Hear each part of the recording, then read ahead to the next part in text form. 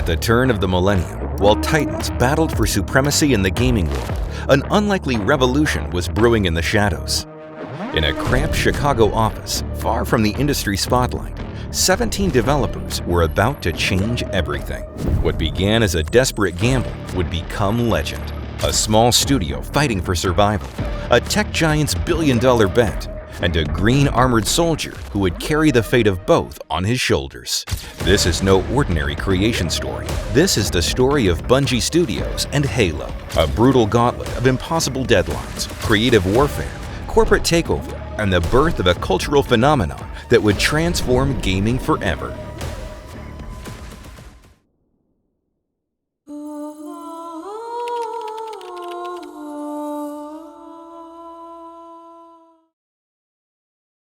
Before Master Chief, before the Covenant, before Xbox itself, there was a tiny company founded by two University of Chicago students with a passion for games and a drive to create something extraordinary. In 1991, Alex Seropian and Jason Jones formed Bungie. Their early years were defined by experimentation and learning. Operating out of Seropian's apartment, they created Marathon and Myth, games that earned them critical acclaim and a devoted following within the Mac gaming community. These early titles revealed Bungie's distinctive approach to world-building, rich lore, atmospheric environments, and innovative gameplay. But despite their growing reputation among Mac gamers, they remained relatively unknown in the wider gaming world, which was increasingly dominated by PC and console releases. By 1999, the studio had grown to around 15 employees. Their next project was codenamed Blam, an ambitious third-person action game set in a science fiction universe. This concept would evolve dramatically over the next 2 years, but even in its earliest form, it contained the DNA of what would become Halo. The team envisioned a tactical shooter with vehicles, vast outdoor environments, and an intricate narrative, elements that were revolutionary for the time. But bringing this vision to life would require resources far beyond what the small studio possessed.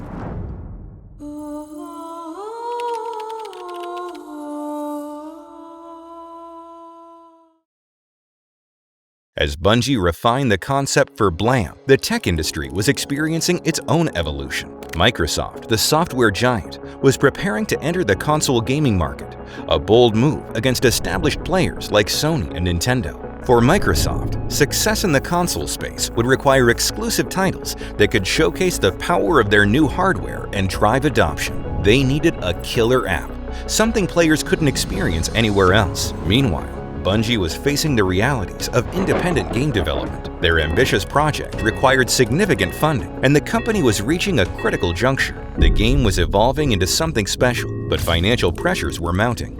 In a move that shocked the gaming world, Microsoft acquired Bungie Studios in June 2000 for a reported $30 million. The acquisition gave Bungie the resources to complete their vision and gave Microsoft a potentially powerful exclusive for their upcoming console. The reaction from Bungie's loyal Mac fanbase was immediate and negative. Many felt betrayed that their beloved Mac developer was now owned by Microsoft, Apple's longtime rival. For Bungie's team, the acquisition meant a dramatic shift. They relocated from Chicago to Microsoft's campus in Redmond, Washington. Their project, now officially titled Halo: Combat Evolved, was repositioned as a launch title for the Xbox and, crucially, transformed from a third-person shooter to a first-person experience. This change in perspective would prove pivotal to the game's identity and success. But with the deal came enormous pressure. Their experimental project was now a cornerstone of Microsoft's multi-billion-dollar entry into the console market.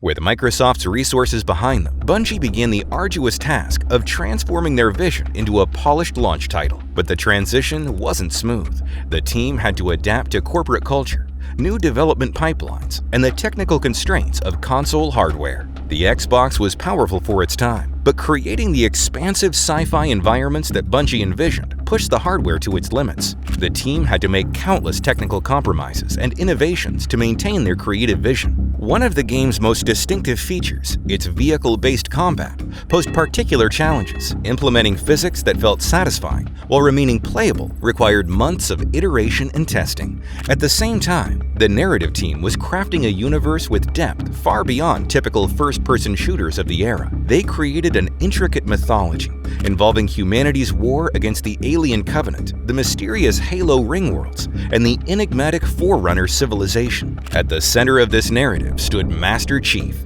officially known as Spartan 117. Design documents reveal how carefully Bungie crafted this character, creating a faceless protagonist that allowed players to project themselves into the heroic role while still giving him enough personality to anchor the story.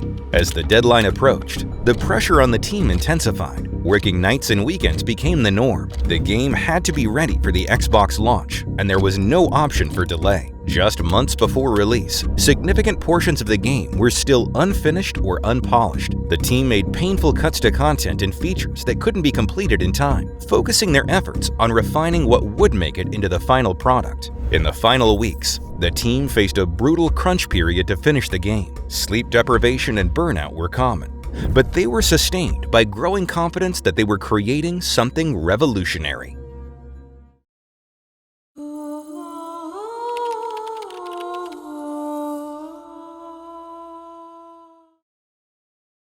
On November 15, 2001, the Xbox launched in North America with Halo Combat Evolved as its flagship title. Despite the anticipation surrounding Microsoft's entry into the console market, no one, not even Bungie, anticipated just how successful Halo would become. Critics immediately recognized that Halo represented something new. Its combination of cinematic storytelling, sophisticated AI, vehicle-based combat, and atmospheric design set new standards for the genre. But it was the game's multiplayer component that would transform it from a hit game to a cultural phenomenon. Before widespread online console gaming, players connected their Xboxes via LAN for massive multiplayer sessions. College dorms and living rooms became battlegrounds as friends gathered to play Capture the Flag or Slayer matches on iconic maps like Blood Gulch and Battle Creek.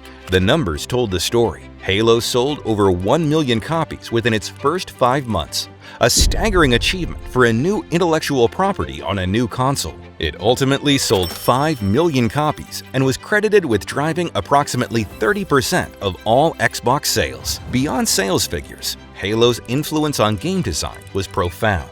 Its control scheme, using dual analog sticks for movement and aiming, became the industry standard for console first-person shooters. Its regenerating shield system changed how health and damage were implemented across the genre. Perhaps most significantly, Halo demonstrated that first-person shooters, previously considered primarily a PC genre, could thrive on consoles. This opened the floodgates for future console shooters and expanded the market tremendously. For Bungie, the success was validating, but also created intense pressure for what would come next. Microsoft immediately pushed for a sequel, understanding the franchise's value to their gaming division.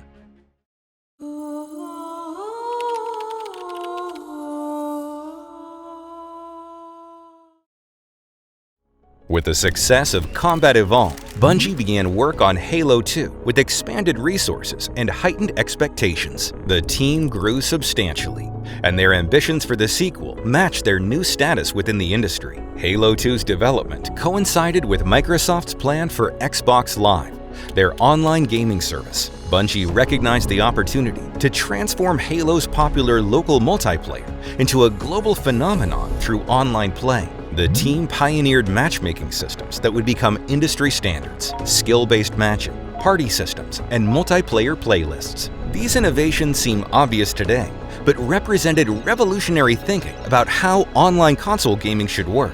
But ambition came with costs.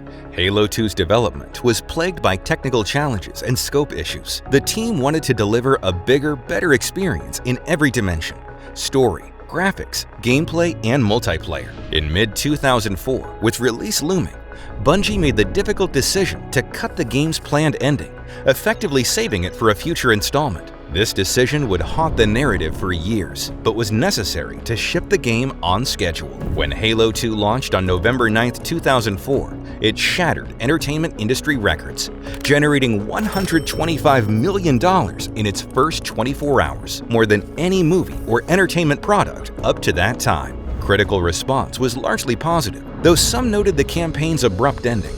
However, it was the online multiplayer that cemented Halo 2's legacy. Xbox Live subscriptions surged as players embraced Bungie's sophisticated online experience. The success validated Microsoft's acquisition of Bungie and their investment in Xbox Live. Halo had become more than a game. It was now a cultural touchstone and the foundation of Microsoft's gaming strategy.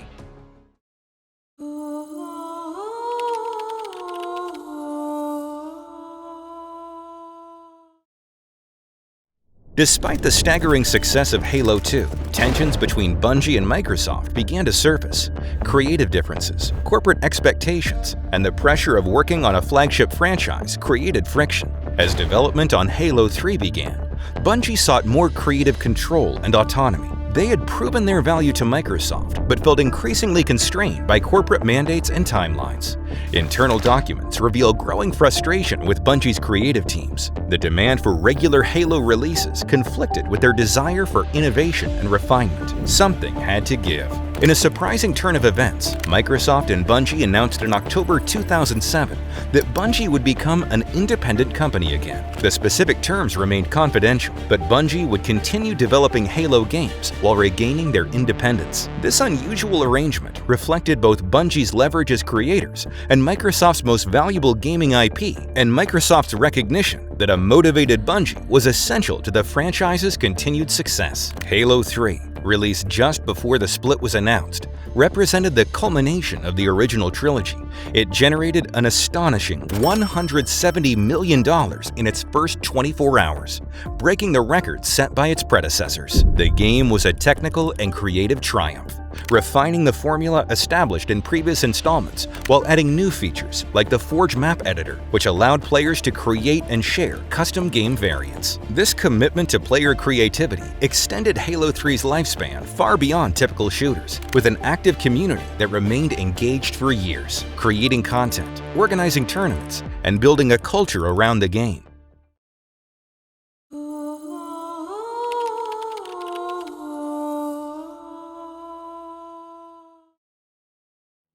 Following the Microsoft split, Bungie committed to completing 2 more Halo games, Halo 3 ODST and Halo Reach, while planning their post-Halo future. These final Halo titles allowed Bungie to experiment within the universe they had created. ODST delivered a more atmospheric, story-driven experience, while Reach served as a prequel to the entire saga, a love letter to the fans and a fitting conclusion to Bungie's stewardship of the franchise. When Halo Reach launched in September 2010, it represented both an end and a beginning. For Bungie, it was their final Halo title. For the franchise, it marked a transition to new caretakers at 343 Industries, a studio Microsoft formed specifically to continue the Halo legacy. The handover of such valuable intellectual property was unprecedented in gaming. 343 Industries faced the daunting task of honoring Bungie's work while establishing their own vision for the franchise's future. Meanwhile, Bungie embarked on an ambitious new direction with Destiny, a shared world shooter that incorporated elements of MMOs and RPGs. The DNA of Halo was evident in Destiny's combat and world building, but it represented a new chapter for the studio. Looking back, Halo's influence extends far beyond its commercial success. It helped legitimize gaming as mainstream entertainment, with merchandise, novels, animated features, and ongoing attempts to adapt it for film and television. In game design, its impact is visible across the industry, from control schemes to narrative presentation, multiplayer systems to audio design. Countless developers cite Halo as an inspiration, and its innovations have become standard features in modern games. But perhaps Halo's most enduring legacy is how it brought people together. From college dorm LAN parties to global esports competitions, the franchise created shared experiences that transcended the digital world and formed real human connections.